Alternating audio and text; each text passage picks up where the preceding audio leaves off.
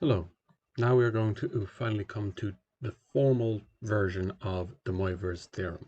So we've been building to this since we've looked at polar form, and DeMoivres Theorem itself is on page 20 of our log tables, and it is complex number to the power of n will be equal to its modulus to the power of n, it's written as or, times cos of n theta plus I sine n theta. And this is building off of what we already derived using trigonometry for multiplying complex numbers together. So we're going to create a rotation, and we're also going to be either stretching or squishing our modulus. Now let's look at a very straightforward example where we can just substrate into our DeMoivres theorem. It's already in polar form. If we wanted to get z1 to the power of 8, what would it be? Well, we can just use this formula very directly for a straightforward example like this. So then z1 to the power of 8 is going to be 2 to the power of 8 on cos of 8 times 45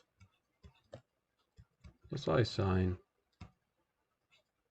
8 times 45. When I do that, I get 256 cos of 8 times 45 works out as 360 plus I sine 360. Now what is 360? We recognize that as a complete rotation. So let's take another opportunity to look at our unit circle, because we're going to need it for these type of questions anyway. If I rotate through 360 degrees, always going from the positive sense of the x-axis, or the real axis in this case, around anti-clockwise, I end up back here where I started. Now, if cos is the x component in my unit circle, that means that cos of 360 should be equal to 1. And if sine is the y component, or the imaginary component here, but the y component, I can see that I'm on the x-axis, so y is going to be 0. So I end up with z1 power of 8 being equal to 256 on 1 plus 0i. z1 to the power of 8 is equal to 256. So it ends up being a real number because we have rotated all the way around until we are on the real axis even. Now, what happens if we aren't given the number in polar form? Well, we just turn it into polar form. So we're going to follow the steps that we already know for going from rectangular form to polar form, and then we are going to apply DeMoivres theorem. So if I have z2 is equal to 1 minus root 3i, and I want to know what z2 to the power of 10 is, for a moment, we're just going to write that down in rectangular form and have a look at it for a second. We are going to do what we've already talked about in terms of polar form, but it's important to look at this as a maths question, because there's more than one way we could actually approach this, and it's important that we understand it because they'll be linked together in a little while. This is a binomial bracket. There's two terms in it, and it's to a power. I know maths for multiplying this out faster than just multiplying it out by hand. That's the binomial expansion formula, which is at the bottom of page 20. So we could use the binomial expansion theorem, but we're not going to here because we need to know about DeMoivres as well. So I'm in rectangular form, or a plus bi form. How am I going to turn it into polar form? Well, it's essentially just a trigonometry question. That's all we're going to need to do here. So we're going to use our unit circle to guide us.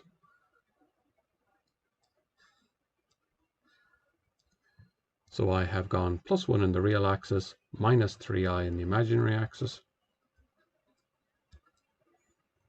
So approximately plus 1 minus root 3, we'll say is something like that. So we've gone down this way here. So that is very approximately Z2.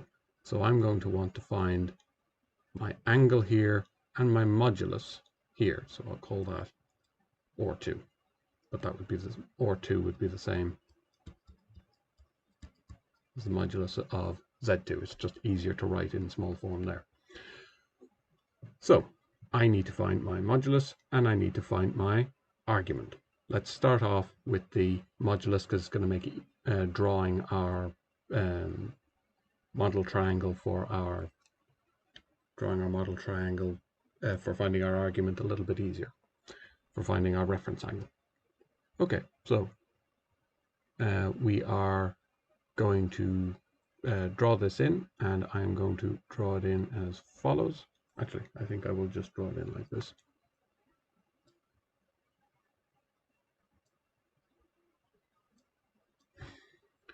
So I have my reference angle that I'm going to look for in a second. I've gone across by 1 and I've gone down by a root 3. Because I'm not interested in the direction here, I'm just looking for whatever this hypotenuse is, whatever my R2 or the modulus of Z2 is equal to. I'm not going to bother putting in I or minus for my root 3. I'm interested in the magnitude but not in the direction, and therefore I don't put in my I or my minus. So I know that R2 squared, or the modulus squared, whichever way you want to write it, this is just Pythagoras now. It's going to be 1 squared plus root 3 squared. And you may recognize this triangle, which would be good if you did, that it is one of our important triangles. So R2 squared is going to be equal to 4. So R2, when we take the square root of both sides, this is a length, so we don't need to worry about the minus situation. We end up with 2. Sorry, we just end up with 2. What am I saying? We just end up with 2 for our radius or our modulus. So we now know the modulus is root 2.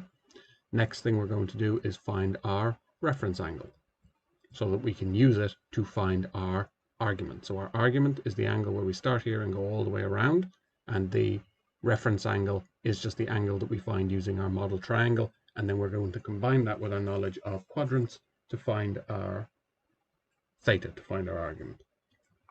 So if I look at my model triangle here, I know that tan of my reference angle, alpha, is going to be opposite over adjacent.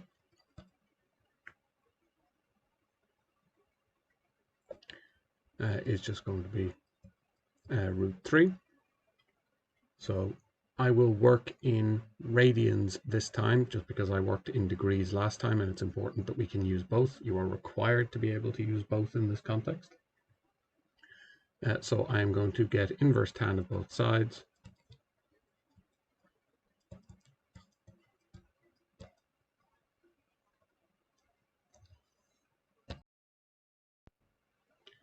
And I get that alpha is going to be equal to pi over 3,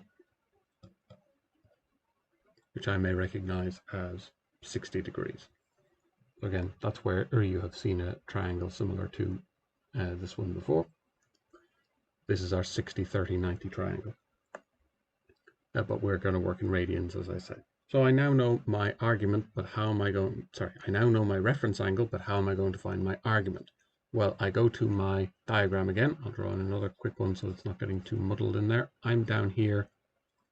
I know from 1 minus root 3, I. So I'm down here. What quadrant am I in? I am in the 4th quadrant. I have gone all the way around to here and then a little bit more. Or the way that we actually work this is I have gone through 2 pi radians and then come back by my alpha in here. So to find my argument, it is going to be 2 pi radians, and I have come back by this angle alpha. So 2 pi minus pi all over 3 is equal to 5 pi over 3. So I now have my argument and my modulus, so I can rewrite Z2 as in polar form. So that is going to be my modulus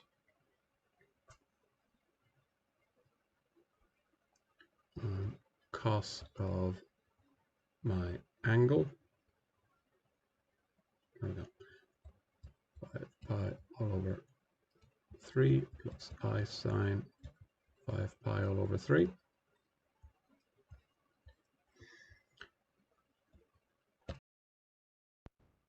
And now I'm in a position where I can just get that to the power of 10.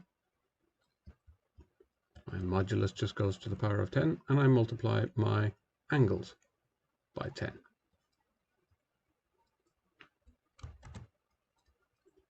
So 10 on 5 pi all over 3.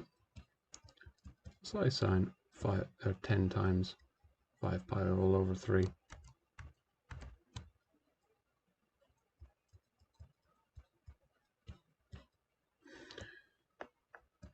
And when I do that, I get 1024 cos of 50 pi over 3 plus sine 50 pi all over 3.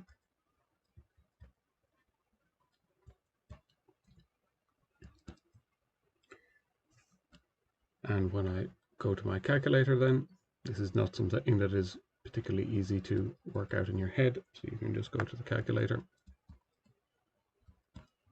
It's 3 all over 2I gives us minus 512 plus 512 root 3I. And what we can see is that we are rotating around as we multiply Z2 by itself a whole bunch of times, or 10 times, and we are also moving out away from the origin. So we started out at 1 minus root 3I, which is fairly close to the origin, and as we keep multiplying out, because the modulus of this is 2, we are moving out twice as far each time, and by the time we have done that 10 times, we have gone all the way out here. So that is our work for the beginnings of